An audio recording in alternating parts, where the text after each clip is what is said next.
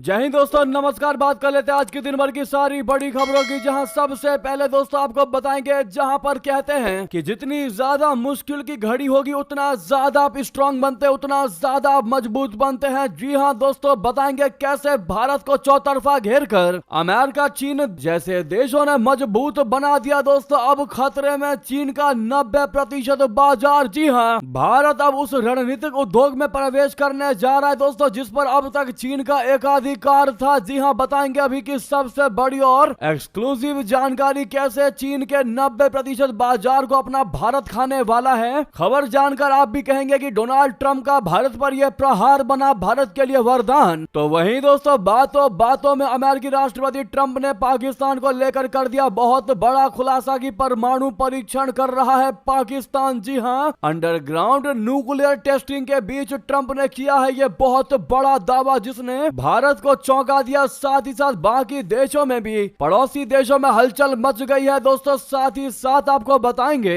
इधर परमाणु परीक्षण तो उधर समुद्र ने चीन में चली बहुत बड़ी चाल, पाकिस्तान को सौंप दी सबमरीन। जी हां दोस्तों, बताएंगे कैसे भारत के पड़ोसियों को साध रहा है चाइना, इधर चीन से धड़ाधड़ हथियार खरीद रहा है बांग्लादेश। मोहम्मद यूनुस भारत की खिलाफी करते नजर आ रहे हैं दोस्तों। बताएंगे आज एक से एक बेहतरीन खबर आपको, सारी चौंकाने वाली खबरें हैं दोस्तों। बस आप वीडियो के लास्ट तक बने रहिएगा। और खबरों में आगे बढ़ने से पहले अपने देश भारत की बढ़ती ताकत, बढ़ती साख और बेहतरीन कूटनीति का दिल से समर्थन करते हैं तो इस वीडियो को लाइक करके, चैनल को सब्सक्राइब करके, बेल आइकन दबा के कमेंट में जय हिंद कह दीजिएगा। अब बात कर लेते हैं पहली सबसे बड़ी खबर की, जहां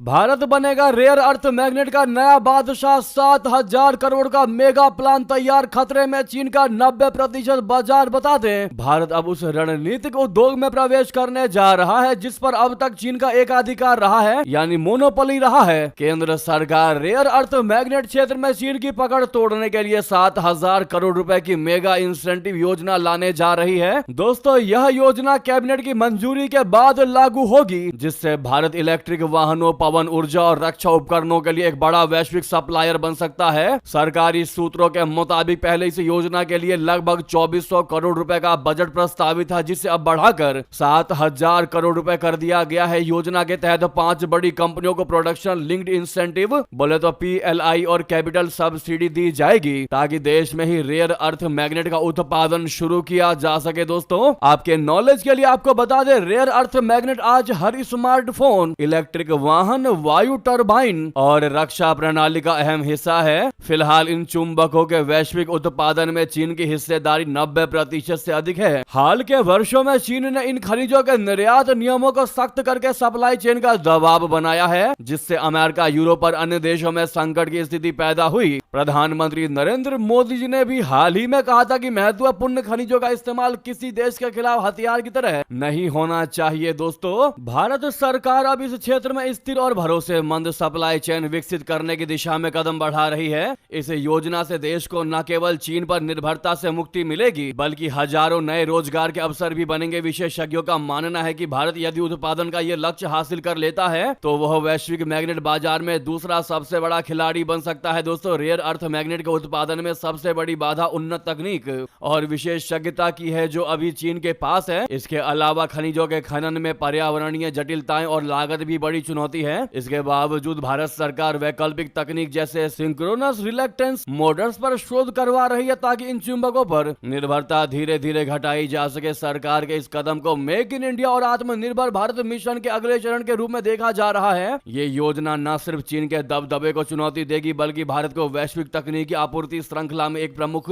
शक्ति के रूप में स्थापित भी करेगी। जी हाँ दोस्तों, ये बहुत बड़ी जानकारी थी भारतीय के लिए, एक प्राउड मूवमेंट की खबर है दोस्तों। वाकई में अपना भारत आगे बढ़ता दिखाई दे रहा है। इसके लिए वीडियो को लाइक जरूर करिएगा। इतना ही नहीं, आपको यह भी बता दें, ट्रंप का प्रहार बना भारत के लिए वरदान। एक्सपोर्ट में जबरदस्त उछाल, नए देशों में भारतीय सामान की धूम मचती दिखाई दे रही है। दोस्तों जब अमेरिका ने भारतीय उत्पादों पर आयात शुल्क बढ़ाया था, तब माना यह जा रहा था कि भारतीय निर्यातकों को बड़ा झटका लगेगा। टेक्सटाइल, ज्वेलरी और समुद्री उत्पाद जैसे सेक्टर पर असर की आशंका थी, लेकिन भारत ने इस चुनौती को मौका बना दिया, यानी कि आपदा को अवसर में बदल दिया। आज हालात ये हैं कि जहां अमेरिका ने मुंह मोड़ा, वहीं यूएई, वियतनाम, बेल्जियम और सऊदी अरब जैसे देशों ने भारतीय उत्पादों के लिए अपने बाजार द्वार खोल दिए। वाणिज्य मंत्रालय के ताजा आंकड़े बताते हैं कि भारत ने अमेरिकी बाजार में निर्भरता घटाते हुए एशिया, यूरोप और मध्य पूर्व में नई पहचान बनाई है। जनवरी से सितंबर 2025 के बीच भारत के निर्यात में उल्लेखनीय वृद्धि हुई है। जी हां दोस्तों, और बहुत से ऐसे देश है जो भारत के साथ व्यापार करने के लिए रेडी है दोस्तों, और भारत ने अभी तक उनके लिए हामी नहीं भरी है। जैसे कि ब्राजील, रशिया ने भी कहा है कि अमेरिका ने जिन जिन प्रोडक्ट्स पर टैरिफ बढ़ाए हैं, हम उन प्रोडक्ट्स को खरीदने को तैयार हैं भारत के साथ। भारत अपने सामान को यहां रशिया में भी बेच सकता है। इससे बड़ी बात दोस्तों भारत के लिए क्या हो सकती है, जहां पर ट्रंप ने भारत पर प्रहार करने की कोशिश की, भारत को आघात करने की कोशिश की, चोट पहुंचाने का पूरा प्रयास किया, वहीं भारत ने इन चोट को अवसर में तब्दील कर दिया। जी हां दोस्तों, इसके लिए सबसे बड़ा श्रेय आप किसको देना चाहेंगे, कमेंट में लिखकर जरूर बताइएगा। अगली और बेहतरीन खबर की बात कर लेते हैं, जहां पर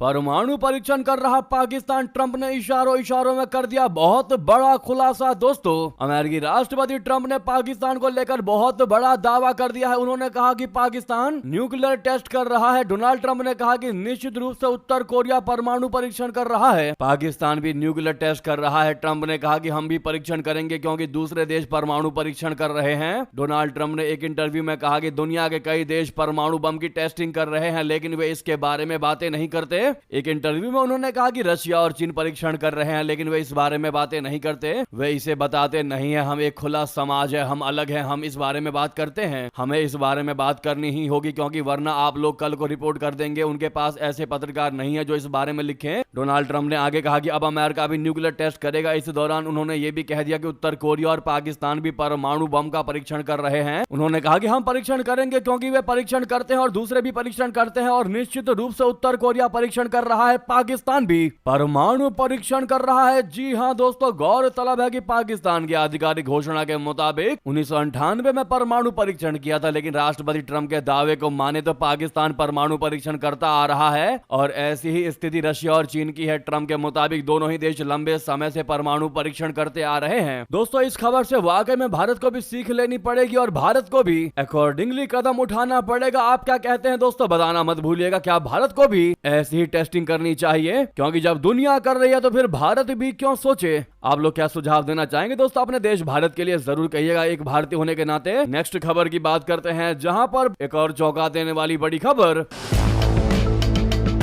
पहले फाइटर जेट और डिफेंस सिस्टम, अब पाकिस्तान को सबमरीन दे रहा है चाइना। आखिर चाहता क्या है ड्रैगन, बता दें। समुद्र में चीन ने बहुत बड़ी ये चाल चली है दोस्तों। चीन ने पाकिस्तान को फाइटर जेट, हेलीकॉप्टर और डिफेंस सिस्टम के बाद अब अत्याधुनिक पनडुब्बियां देने जा रहा है। रिपोर्ट्स के मुताबिक पाकिस्तान नौसेना को अगले साल पहली चीनी डिजाइन वाली हैंगर क्लास सबमरीन मिल जाएगी। पाकिस्तान के नौसेना प्रमुख एडमिरल नदीद अशरफ ने चीनी मीडिया में बात करते हुए इसकी जानकारी दी। उन्होंने बताया कि यह सौदा सुचारू रूप से आगे बढ़ रहा है और 2028 तक कुल 8 पनडुब्बियां पाकिस्तान को मिल जाएंगी। करीब $5 अरब के इस रक्षा समझौते के तहत पहली 4 पनडुब्बियां चीन में बनाई जा रही हैं, जबकि बाकी 4 पाकिस्तान में असेंबल की जाएंगी। इसका मकसद पाकिस्तान की तकनीकी क्षमता और स्वदेशी रक्षा उत्पादन को बढ़ाना है। रिपोर्ट्स के मुताबिक चीन के हुबई प्रांत में त्यांगजी नदी के किनारे स्थित शिपयार्ड से अब तक चीन पनडुब्बियां लॉन्च की जा चुकी हैं। दोस्तों, इस सौदे के साथ साथ चीन अपने belt and road initiative BRI के तहत पाकिस्तान में बड़े पैमाने पर निवेश भी कर रहा है। चाइना पाकिस्तान इकोनॉमिक कॉरिडोर बोले तो CPEC, जो चीन के शिनजियांग से ग्वादर बंदरगाह तक लगभग 3000 किलोमीटर लंबा है, बीजिंग को मध्य पूर्व से ऊर्जा आपूर्ति का एक वैकल्पिक मार्ग प्रदान करता है। अब इसके पीछे दोस्तों चीन का क्या मकसद है और भारत के लिए क्यों है यह चिंता का विषय, आपको बता दें। यह भारत के लिए चिंता का विषय इसलिए है क्योंकि इससे हिंद महासागर और अरब सागर में सामरिक शक्ति संतुलन बदल सकता है। दोस्तों, इन पनडुब्बियों की वजह से पाकिस्तान की नौसेना को टेक्नोलॉजिकल बढ़त मिल सकती है। ये सबमरीन एडवांस्ड हैं, जिनमें एयर इंडिपेंडेंट प्रोपल्सन यानी AIP तकनीक है, जिससे इनकी मारक और रहस्यमय क्षमता बढ़ जाती है। ये डील चीन और पाकिस्तान के सामरिक संबंधों को और मजबूत करता है, जिस कारण भारत को 2 मोर्चों पर यानी पूरब और पश्चिम एक साथ चुनौती मिल सकती है।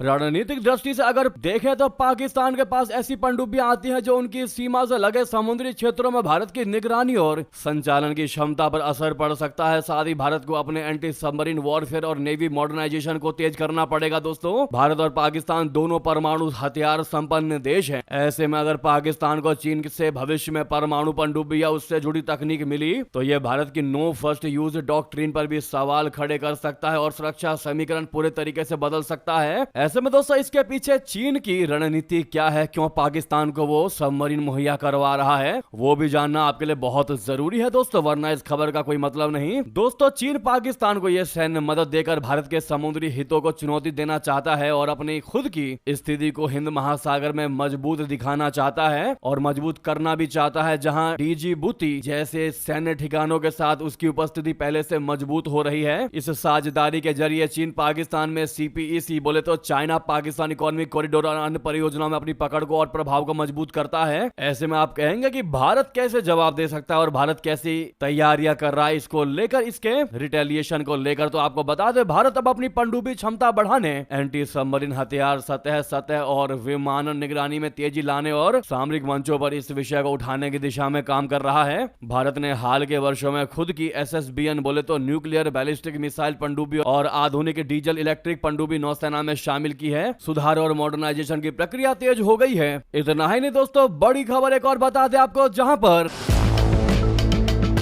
मोहम्मद यूनुस चीन से धड़ाधड़ खरीद रहा है हथियार। J-10C जेट के बाद अब SY-400 मिसाइल का भी कर दिया डील। दोस्तों, बांग्लादेश की सेना को अत्याधुनिक बनाने के नाम पर मोहम्मद यूनुस की सरकार चीन से ताबड़तोड़ हथियार खरीद रही है। चीन से J-10C फाइटर जेट खरीदने के बाद अब बांग्लादेश आर्मी ने SY-400 नामक बैलिस्टिक मिसाइल को लेकर एक डील कर लिया है। SY-400 एक कम दूरी तक मार करने वाला खतरनाक मिसाइल है। स्थानीय मीडिया के मुताबिक बांग्लादेश सेना को 2030 तक अत्याधुनिक बनाने का लक्ष्य रखा है। इसी के तहत चीन से अब SY-400 नामक बैलिस्टिक मिसाइल खरीदने का फैसला लिया गया है। हाल ही में बांग्लादेश की सरकार ने J-10C फाइटर जेट को लेकर बीजिंग से डील किया था। दोस्तों, द वीक मैगजीन के मुताबिक SY-400 को चीन में DF-12A कहा जाता है। साल 2008 में इसे पहली बार झुआई एयर शो में प्रदर्शित किया गया था। चीन इसे म्यांमार और कतर जैसे देशों को पहले ही बेच चुका है। अब बांग्लादेश ने इसकी खरीदारी की है। इसकी खासियत की बात की जाए तो SY-400 की रेंज 150 से 200 किलोमीटर है। ये मिसाइल अपने साथ 200 से 300 किलोग्राम का वॉर हेड ले जाती है। दोस्तों, ऐसे में सबसे बड़ा सवाल तो यह है कि आखिरकार चीन से हथियार क्यों खरीद रहा है बांग्लादेश। तो आपको बता दें, हाल के दिनों में बांग्लादेश की सेना ने जितने भी हथियार बाहर से खरीदे हैं उनमें से 70% हथियार मेड इन चाइना ही है, यानी चीन निर्मित है। सवाल उठ रहा है कि बांग्लादेश चीन से हथियार क्यों खरीद रहा है। दरअसल शेख हसीना के तख्ता पलट के बाद मोहम्मद यूनुस के नेतृत्व में अंतरिम सरकार का गठन हुआ। अंतरिम सरकार ने चीन को साधने के लिए उसके साथ कई डील करने की कवायद शुरू कर दी। इसी के तहत बांग्लादेश ने सबसे पहले चीन से हथियार खरीदने का फैसला लिया। अमेरिका और फ्रांस जैसे देशों की तुलना में चीन का हथियार सस्ता है और शिपिंग कॉस्ट भी कम है। सिपरी के मुताबिक चीन ने अपने हथियार बेचने के लिए पाकिस्तान जैसे देशों को चुना है। पाकिस्तान ने पिछले 5 साल में 80% हथियार चीन से ही खरीदा है। दोस्तों, और जिस प्रकार से ये SY-400 मिसाइल का अब डील किया गया है दोस्तों, और सबसे इसकी खासियत यह है कि ये ज्यादा लंबी दूरी की मारक क्षमता वाली मिसाइल नहीं है। दोस्तों, ऐसे में इससे क्लियर समझ में आ रहा है कि इसने कहीं ना कहीं अपने पड़ोसी भारत के लिए ही ऐसा डील किया है ताकि वो बॉर्डर पर इन हथियारों को, इन मिसाइलों को तैनात कर सके। हालांकि अपना भारत भी मोहम्मद यूनुस की हेगड़ी निकालने में कम नहीं है। दोस्तों, तगड़ा जवाब देने को भारत की सेना भी मौजूद है और तैयार है। अगली खबर की बात कर लेते हैं, जहां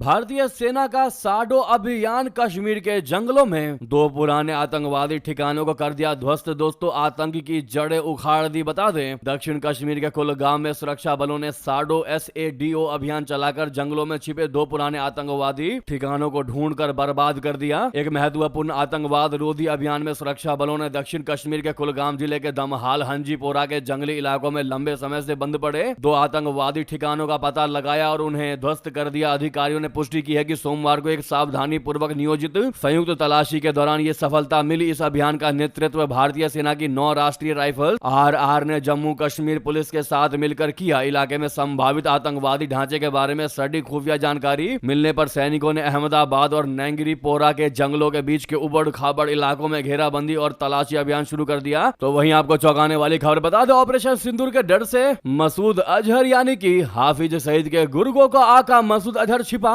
तो भड़क उठे हाफिज सईद के गुर्गे। भारतीय सेना और लीडरशिप की तरफ से पाकिस्तान को दिया गया ये मैसेज आतंकियों के दिलों में घर कर गया। वहां झन्नाटे से चल रही आतंकियों की फैक्ट्री अब झटके खाने लगी है। अंदर ही अंदर हाफिज सईद जैसे आकाओं के खिलाफ आतंकी काडर में गुस्सा बढ़ रहा है। इसकी वजह भी दिलचस्प है। पूरे पाकिस्तान में भारत कहीं भी निशाना लगा सकता है। इस डर से लश्कर तैयबा और जैश ए मोहम्मद के टॉप लीडर सारी ताकत अपनी जान बचाने में लगा रहे हैं। तो उधर ISI इन आतंकी समूहों को फिर से जिंदा करने की कोशिश में लगी है, लेकिन दोनों समूह कम बैक नहीं कर पा रहे हैं क्योंकि उनकी लीडरशिप अंडरग्राउंड है। ये बात काडर को समझ आ गई है कि जिहाद के नाम से वे सिर्फ ईंधन बना रहे हैं। मौज तो मसूद अजहर और हाफिज सईद जैसे लोग काट रहे हैं। दोस्तों, जैश ए मोहम्मद का सरगना मसूद अजहर भीतर से टूट चुका है क्योंकि ऑपरेशन सिंदूर के दौरान उसका परिवार खत्म हो गया। भारतीय सशस्त्र बलों के सटीक कार्रवाई में जैश ए मोहम्मद का बहावलपुर मुख्यालय मलबे में तब्दील हो गया। उस जगह पर अजहर के परिवार के जो लोग भी थे वे मारे गए। हाफिज सईद के संगठन लश्कर तैयबा को भी ऑपरेशन में भारी नुकसान हुआ। ऐसे में वो आज तक लड़खड़ाया हुआ है। अब ऐसे में ऑपरेशन सिंदूर के बाद दोनों आतंकी संगठनों में गुस्सा बढ़ रहा है। संगठनों में कई लोग सवाल उठा रहे हैं कि उन्हें खुला क्यों छोड़ दिया गया, जबकि उनके चीफ को ISI या पाकिस्तानी सेना से सीधे सुरक्षा मिल रही है। वे ऑपरेशन के बाद अपना सरगना की चुप्पी पर भी सवाल खड़े कर रहे हैं। दोस्तों, इसी बीच